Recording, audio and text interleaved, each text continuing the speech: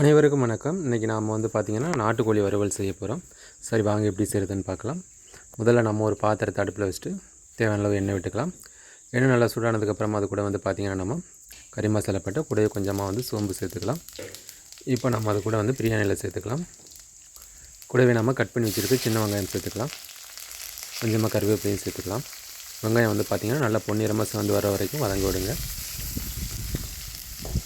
இப்போ நம்ம இது கூட வந்து பார்த்திங்கன்னா ஒரு 5லேருந்து 6 காஞ்ச மிளகாய் கிள்ளிட்டு அதையும் சேர்த்துக்கலாம்.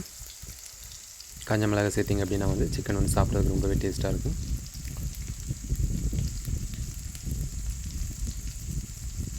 ஸோ இப்போ பார்த்திங்கன்னா மிளகாய் சேர்த்தாச்சு. இப்போ நம்ம நல்லா கலந்து விட்டுக்கலாம். வெங்காயம் வந்து பார்த்திங்கன்னா நல்லா பொன்னிறமாக சேர்ந்து வர வரைக்கும் வதங்க விடுங்க. அப்போ தான் சிக்கன் வந்து சாப்பிட்றதுக்கு ரொம்பவே டேஸ்ட்டாக இருக்கும். ஸோ இப்போ பார்த்திங்கன்னா வெங்காயம் நல்லா சேர்ந்துடுச்சு. இப்போ நம்ம இது கூட கட் பண்ணி வச்சுருக்க தக்காளி சேர்த்துக்கலாம். தக்காளி வந்து பார்த்திங்கன்னா ஒரு தக்காளி போதுமானது. அதெல்லாம் பொடியாக கட் பண்ணிவிட்டு சேர்த்துக்கோங்க. இப்போ நம்ம தேவையான அளவு உப்பு சேர்த்துக்கலாம்.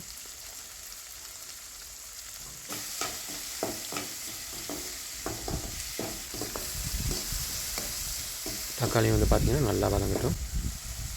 ஸோ இப்போ பார்த்திங்கன்னா தக்காளி நல்லா வதங்கிடுச்சு. இது கூட நம்ம கட் பண்ணி வச்சுருக்க சிக்கனை சேர்த்துக்கலாம். நாம் வந்து நாட்டுக்கோழி சேர்த்துருக்கோம். நீங்கள் வந்து நாட்டுக்கோழி கிடைக்கல அப்படின்னா வந்து பிராய்லர் சிக்கன்லேயும் செஞ்சுக்கலாம். ரொம்ப நல்லாயிருக்கும் சாப்பிட்றதுக்கு. சிக்கன் வந்து பார்த்திங்கன்னா ஓரளவு நல்லா வதங்கட்டும். ஸோ இப்போ பார்த்திங்கன்னா ஓரளவு நல்லா வதங்கி வந்துடுச்சு. இப்போ நம்ம இது கூட வந்து தேவையான அளவு மிளகாய்த்தூள், மல்லித்தூள், மஞ்சள் தூள், ஜீரகத்தூள், சோம்புத்தூள் எல்லாம் சேர்த்துக்கலாம். காரம் வந்து கொஞ்சம் கூடுதலாக சேர்த்துக்கோங்க. அப்போ தான் சாப்பிட்றதுக்கு ரொம்பவே நல்லாயிருக்கும்.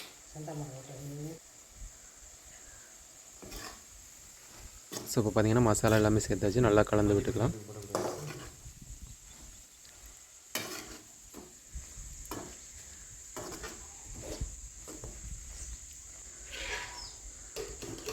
இப்போ நம்ம வந்து ஈரல் வந்து தனியாக எடுத்து வச்சுருக்கோம். அதையும் இது கூட சேர்த்துக்கலாம். ஏன்னா ஒன்றா கலந்தோம் அப்படின்னா வந்து உடஞ்சி போயிடும். ஸோ அதனால் வந்து தனியாக வந்து எடுத்து வச்சுருந்தோம். அதையும் சேர்த்து இப்போ நம்ம இது கூட வந்து பார்த்திங்கன்னா இஞ்சி பூண்டு தேங்காய் பேஸ்ட் அரைச்சி வச்சுருக்கோம். அதையும் கொஞ்சமாக சேர்த்துக்கலாம். இப்போ நல்லா கலந்து விட்டுக்கலாம். இப்போ நம்ம ஒரு பிளேட் வச்சு அப்படியே மூடி விட்டலாம். மிதமான தீயில் நல்லா வேகட்டும். ஸோ இப்போ ஓப்பன் பண்ணி பார்த்தோம் அப்படின்னா வந்து சிக்கன் வந்து ஒரு பாதி அளவுக்கு நல்லா குக் ஆகிருக்கு.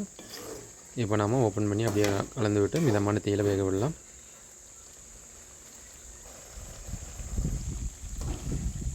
ஸோ இப்போ பார்த்திங்கன்னா வந்து சிக்கன் வந்து ஓரளவு நல்லா வெந்து வந்துடுச்சு. அதில் உள்ள தண்ணி வந்து பார்த்திங்கன்னா நல்லா குறைஞ்சிடுச்சு. ஸோ இப்போ நம்ம இதை வந்து அடுப்புலேருந்து எடுத்துடலாம்.